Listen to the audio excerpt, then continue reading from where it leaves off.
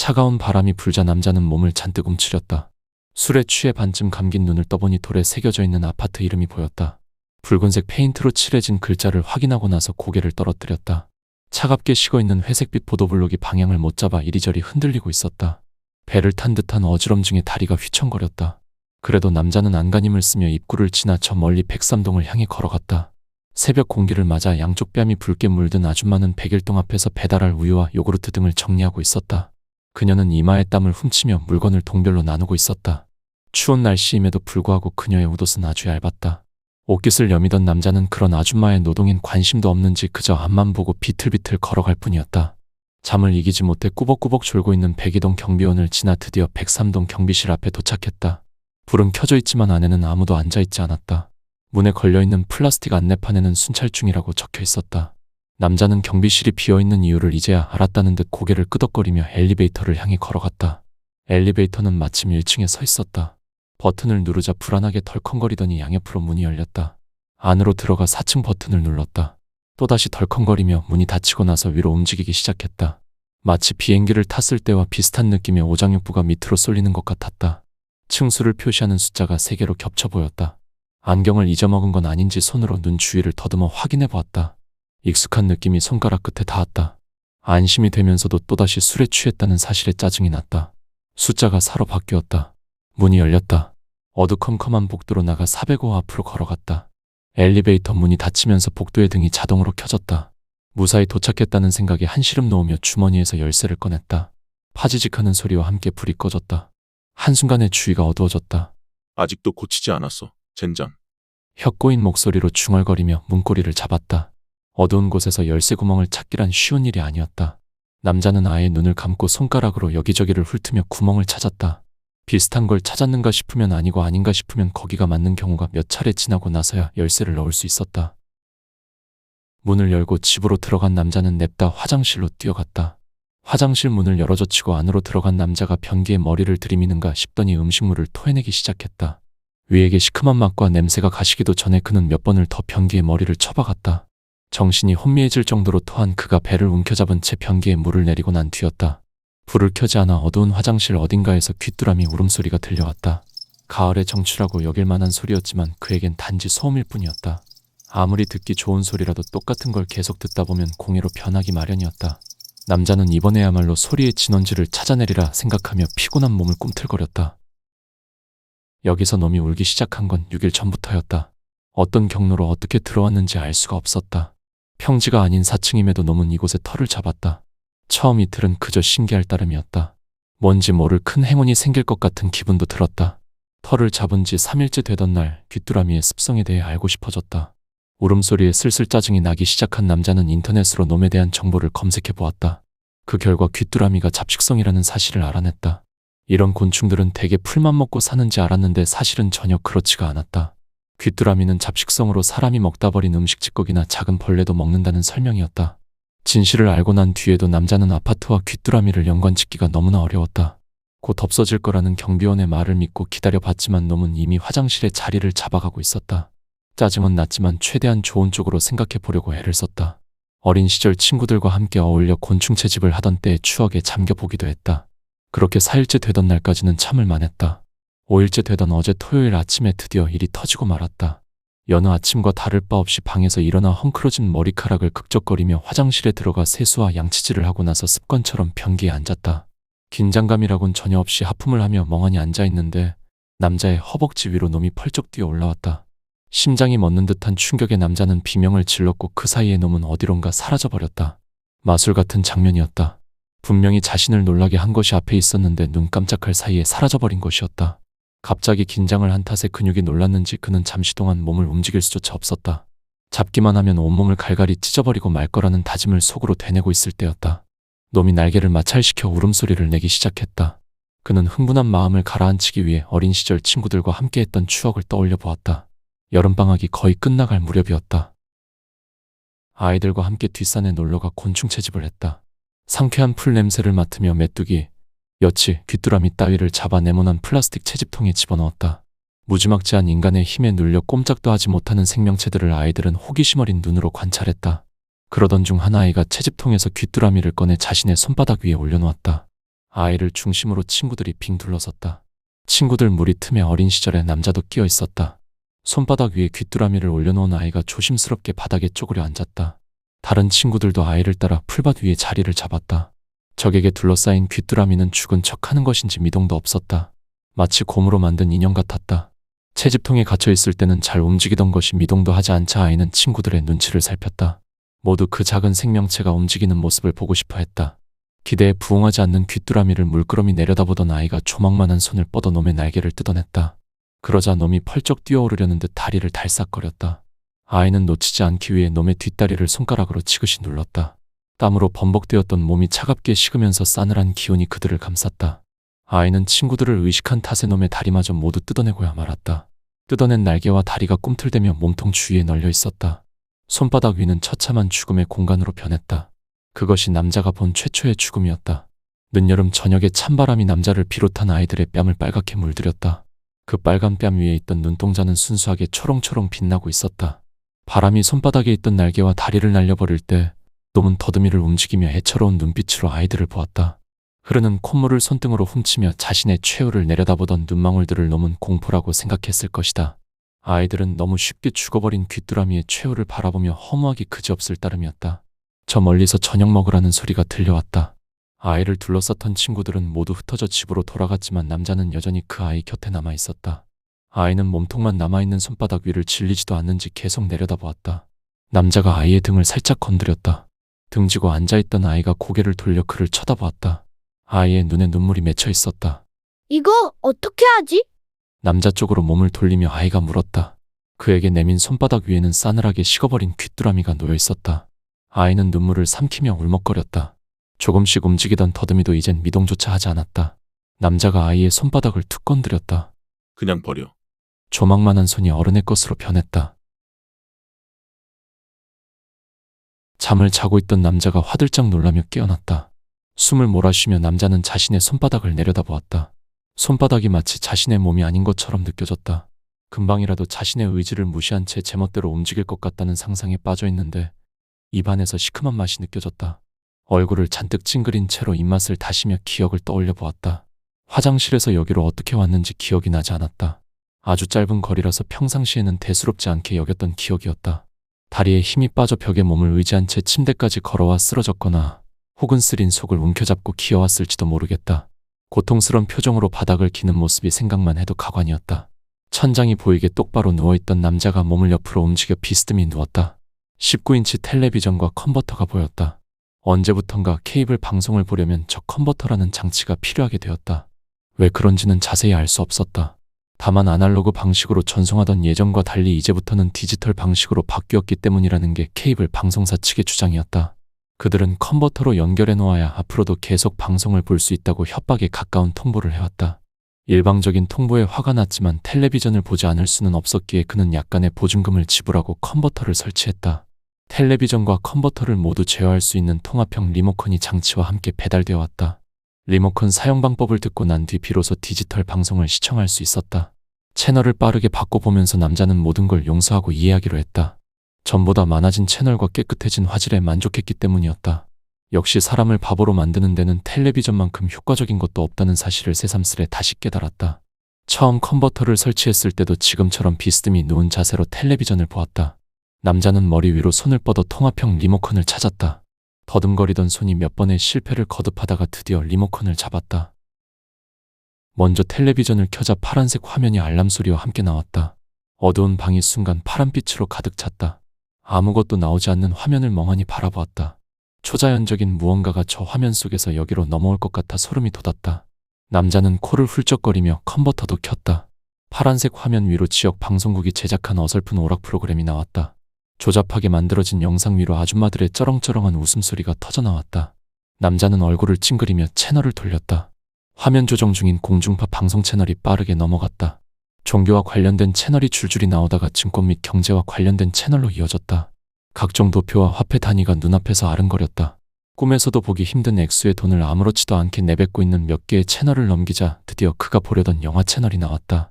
새벽에 편성되어 있는 영화는 대부분 성인물이었다. 첫 번째 영화 채널에서는 서양 남녀가 한데 뒤엉켜 있었다. 두 번째 영화 채널에서는 근육보다 살집이 넉넉해 보이는 고전적인 마당새가 우물에서 길러온 물로 몸을 씻고 있었다.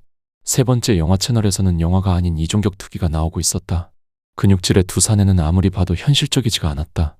190cm가 넘는 근육질 체격의 그들보다는 두 번째 채널의 마당새가 그로선 더 친근하고 현실적으로 다가왔다. 리모컨 버튼을 눌러 다음 영화 채널로 넘겼다. 네 번째 영화 채널에서는 웬일로 15세 관람가 영화가 나오고 있었다. 무협소설을 원작으로 한 텔레비전 시리즈물을 주로 방영하는 채널인데 지금은 현란한 무술과 어설픈 CG가 아니라 역사의 한 페이지를 재현해 놓은 장면이 유창한 영어 대사와 함께 나오고 있었다. 배우들은 분명 동양인이었다. 그들의 실제 국적은 중국이 아니더라도 입고 있는 의상은 한국이나 일본이 아닌 중국풍이 분명했다. 화려하고 웅장한 자금성을 보여주던 화면이 아래로 움직이면 조그마한 꼬마가 그곳이 제 집 앞마당이냥 마음대로 뛰어다니는 장면이 나왔다. 화려한 의상의 꼬마 뒤로는 변발을 한 성인 남자들이 우르르 아이를 쫓아다녔다. 중국의 마지막 황제를 소재로 만든 영화로 상영시간이 3시간에 가까웠다는 걸 남자는 기억해냈다. 중국의 역사를 미국 자본으로 이탈리아 출신 감독이 연출한 작품이었다. 전 세계에 수출하기 위한 목적으로 영어 대사를 썼겠지만 붓으로 한자를 쓰면서도 영어로 말하는 장면은 마치 한 편의 부조리극을 보는 것처럼 느껴졌다. 남자는 이런 생각을 하면서도 문득 이 영화를 처음 봤던 때가 떠올랐다. 중학교 2학년 때였다. 학교에서 단체 관람을 갔다. 영화가 걸렸던 극장은 충무로에 있었다. 국내에서 유일하게 70mm 필름을 틀 수 있었던 극장으로 꽤 오래전에 지어진 건물이었다. 선생님의 안내를 받으며 평일 오후에 학교 친구들과 어울려 그곳에 들어갔다. 남자는 어릴 적부터 친했던 단짝 친구와 함께 나란히 앉았다. 그리고 영화를 보는 내내 어디선가 곰팡내가 난다고 속삭여댔다. 친구는 스크린에서 눈을 떼지 못하면서도 그의 말에 일일이 고개를 끄덕여 주었다. 영화는 중국 공산당이 정권을 잡은 시대를 현재 시점으로 해서 주인공의 과거를 중간중간에 삽입하는 구성이었다. 주인공이 어린 나이에 황제라는 직책에 오를 수 있었던 상황부터 감독은 설명해 나갔다.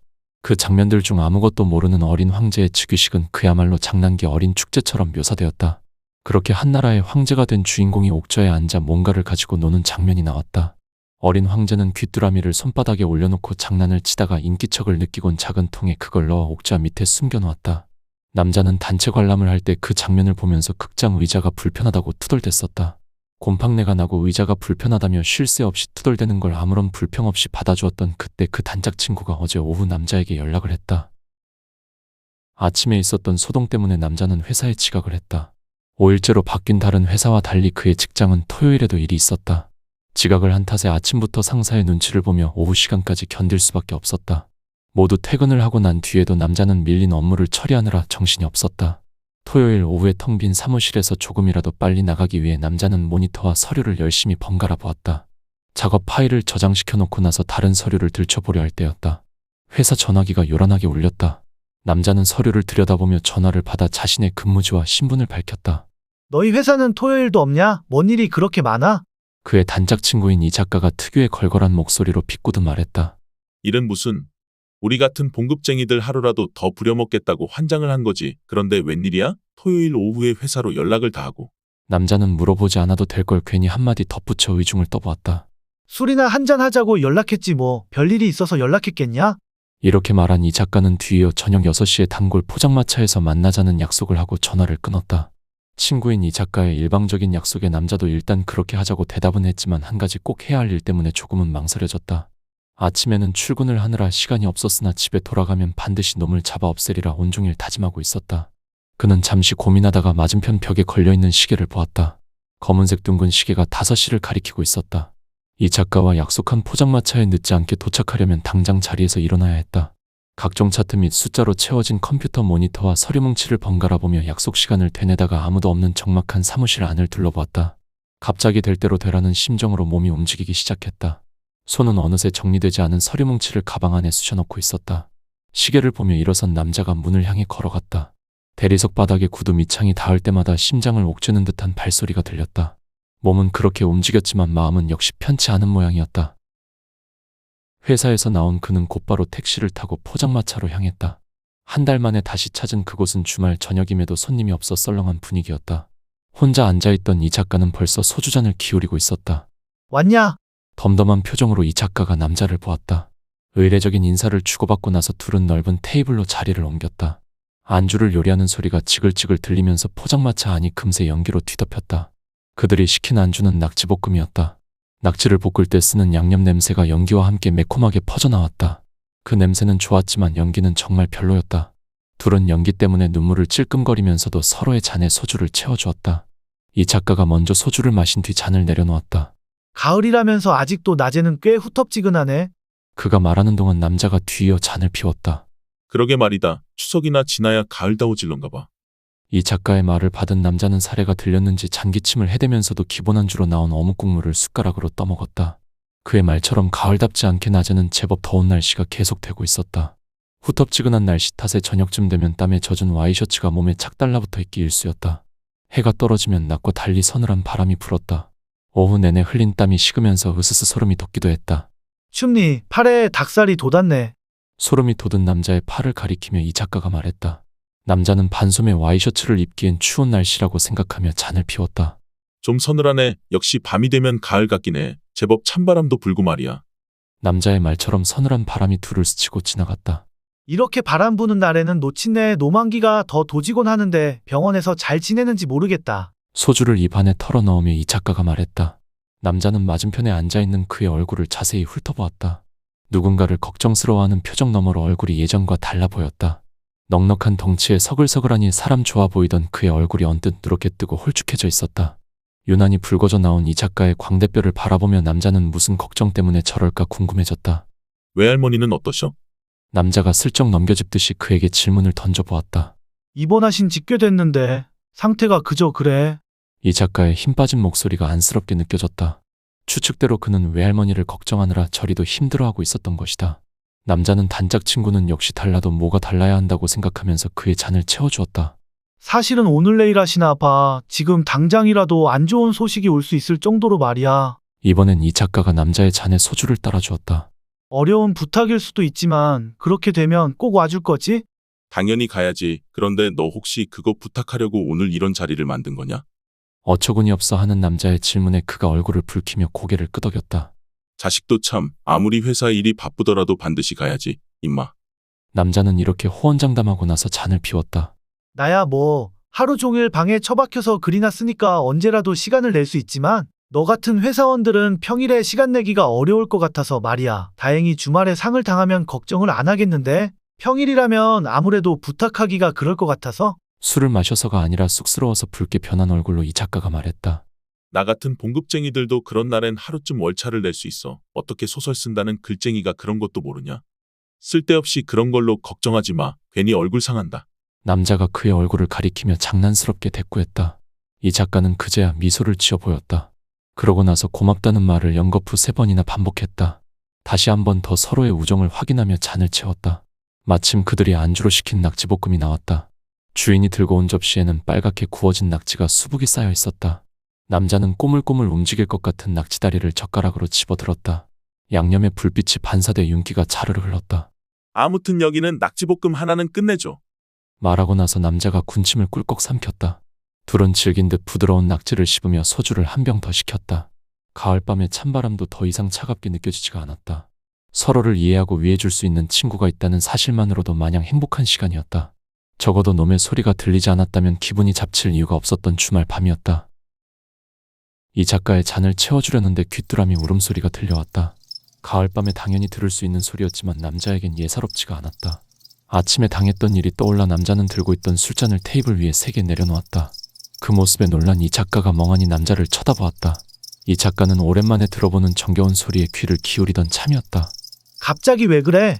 그의 놀란 눈빛이 남자를 향했다. 저 놈의 귀뚜라미 때문에 내가 요즘 스트레스를 받고 있거든. 남자는 부드득 이를 갈며 자신의 잔에 스스로 소주를 채웠다. 귀뚜라미 때문에 스트레스를 받아? 나는 요즘 저 소리가 듣기 좋기만 하던데.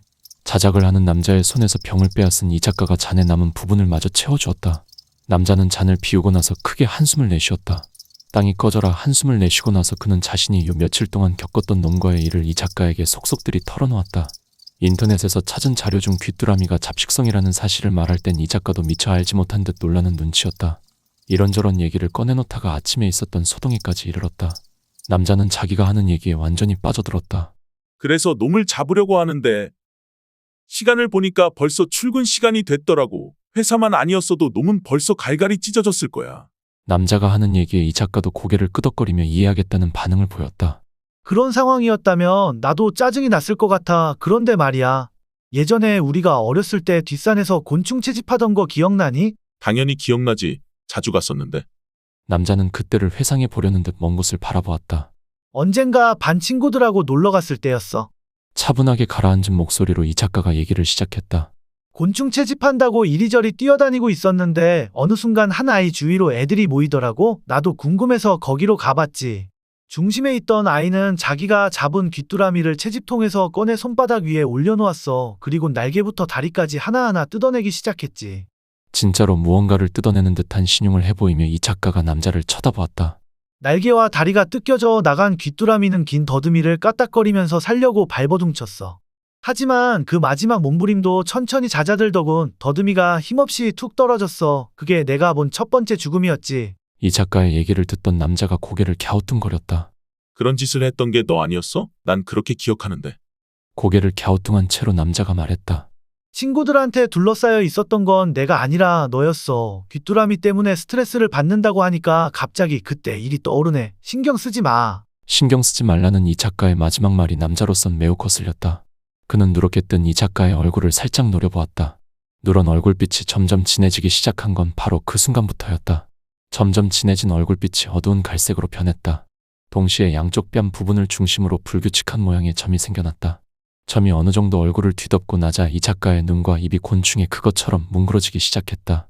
공포영화의 한 장면처럼 머리카락이 빠지는가 싶더니 매끈한 이마에 살을 뚫고 더듬이 한 쌍이 솟아나왔다. 남자는 별일 아니라는 듯 태연하게 소주잔을 기울였다. 그러는 와중에도 이 작가는 변신에 변신을 거듭했다. 양 옆구리에서 튀어나온 곤충의 다리가 나뭇가지처럼 힘없이 흔들리더니 인간의 팔과 다리였던 부분이 몸에서 분리되어 시멘트 바닥으로 떨어졌다. 그에겐 필요 없어진 살덩어리를 남자가 물끄러미 내려다보았다. 살덩어리는 역한 냄새를 풍기며 녹아 없어졌다. 고개를 들어 친구였던 이 작가를 보았다. 괴물 같은 모습으로 변한 그가 옆구리에 새로 생긴 다리를 버둥거리고 있었다. 남자는 정신이 몽롱해지려고 했지만 뒤이어 들려온 끔찍한 소리에 놀라 정신을 차렸다. 으드득하면서 뼈가 갈라지는 소리가 나더니 괴물의 등에서 날개가 튀어나왔다. 드디어 형태가 갖춰지자 이 작가의 등이 노인처럼 둥글게 굽어버렸다. 그게 나였단 말이지. 그런데 나는 왜 그런 하찮은 일을 잘못 기억하고 있는 걸까? 도대체 왜? 무슨 이유 때문에? 남자는 이렇게 자문하며 점점 작아지는 이 작가를 내려다보았다. 조금씩 작아지던 이 작가는 급기야 차돌보다 작은 크기로 변했다. 더듬이를 좌우로 움직여 동태를 살피던 그가 테이블 위로 훌쩍 뛰어올랐다. 특유의 울음소리를 내는 귀뚜라미 한 마리가 남자의 시선에 붙잡혔다. 남자는 테이블 위를 천천히 기어다니는 놈의 뒷다리를 잡아 자신의 눈높이까지 들어올렸다. 놈은 겁도 없이 계속해서 울음소리를 냈다. 숨을 깊게 들이마신 남자가 귀뚜라미를 자신의 손바닥 위에 올려놓은 뒤 의자에서 내려와 바닥에 쪼그려 앉았다. 손바닥에 올려놓은 귀뚜라미가 도망칠까 봐 그는 매우 조심스럽게 움직였다. 차가운 시멘트였던 바닥은 어느새 풀밭으로 변해 있었다. 남자는 자신을 내려다보는 여러 시선들을 느끼며 고개를 들었다. 자신을 중심으로 빙 둘러 서 있는 친구들이 그를 따라 쪼그려 앉았다. 그들은 더 이상 아이의 모습이 아닌 30살의 얼굴로 그를 보고 있었다. 남자는 그들의 시선을 느끼며 손바닥 위에 있는 귀뚜라미의 날개와 다리를 천천히 뜯어냈다. 인간의 피와 똑같은 붉은색 액체가 뜯긴 자리에서 솟아올랐다. 액체는 금방 손바닥을 붉게 물들였다. 무표정한 친구들의 얼굴과 달리 남자는 인상을 쓰며 손바닥을 내려다보았다. 이거 어떻게 하지? 남자가 고개를 들어 친구들에게 물어보았다. 그들은 아무런 대답도 하지 않았다. 답답해진 남자가 손바닥을 오므리려고 할 때였다. 날개와 다리가 떨어져 나가 몸통만 남아버린 귀뚜라미가 더듬이를 움직여 그의 손바닥을 톡톡 건드렸다. 그가 귀뚜라미를 내려다보았다. 놈의 얼굴은 어느새 친구인 이 작가로 변해 있었다. 그냥 버려. 이 작가가 말하자 어른의 손이 조망만한 크기로 바뀌었다. 쏘스라치게 놀라며 잠에서 깨어났다. 언제나 그랬듯이 남자는 술로 인해 무거워진 머리를 두 손으로 감싸며 몸을 일으켰다. 컨버터에 붙어있는 전자시계가 아침 9시가 됐음을 알려주었다. 아직 잠에서 덜 깬 남자의 시선이 텔레비전으로 향했다. 한 인간의 파란만장한 삶을 그린 영화가 거의 끝나가고 있었다. 이제 한 나라의 황제가 아닌 평범한 노인으로 살아가던 주인공이 실로 오랜만에 자금성을 찾아가 옥좌에 앉아보는 장면이 나왔다. 그 옥좌 밑으로 손을 집어넣은 노인이 작은 통을 꺼내 들었다. 귀중한 보물이라도 되는 양 조심스럽게 통을 열자 놀랍게도 귀뚜라미가 기어나왔다. 그 귀뚜라미는 노인이 어렸을 적 갖고 놀다가 옥좌 밑에 숨겨두었던 바로 그 놈이었다. 오랜 세월만큼이나 색이 바랜 귀뚜라미가 아주 작은 울음소리를 냈다. 남자는 순간 집 안에서 귀뚜라미 울음소리가 나지 않는다는 걸 깨달았다. 가만히 귀를 기울여 보아도 텔레비전에서 나는 소리 말고는 어디에서도 놈의 소리가 들리지 않았다. 확실하게 확인하려고 텔레비전을 껐다. 역시 집 안 어디에서도 소리는 나지 않았다. 마치 한순간에 놈이 사라져버린 것 같아서 시원섭섭한 기분이 들었다. 컨버터 전원까지 끄고 나서 남자가 자리에서 일어났다. 일요일 아침부터 이사를 왔는지 온갖 기계 소리가 밖에서 들려왔다. 정신없는 그 소리 사이로 경비원의 목소리도 함께 들려왔다. 이쪽으로 좀 더 당겨보라는 얘기가 아마도 이삿짐 센터 직원들에게 외치는 것 같았다. 그째지는 듯한 목소리에 남자는 속이 울렁거렸다. 일어선 상태로 남자가 헛구역질을 연거푸 3번이나 반복했다. 신물이 올라오면 다시 삼키길 반복하고 나서 남자는 현관으로 걸어갔다. 문을 열고 나가보니 우유가 배달되어 있었다. 우유를 챙겨 들고 돌아서려는데 바지 주머니에 들어있는 휴대폰이 울렸다.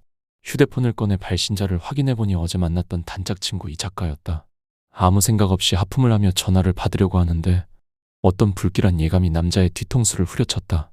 어쩌면 자기 외할머니가 돌아가신 일 때문에 전화를 한 걸지도 모른다는 생각이 들었다.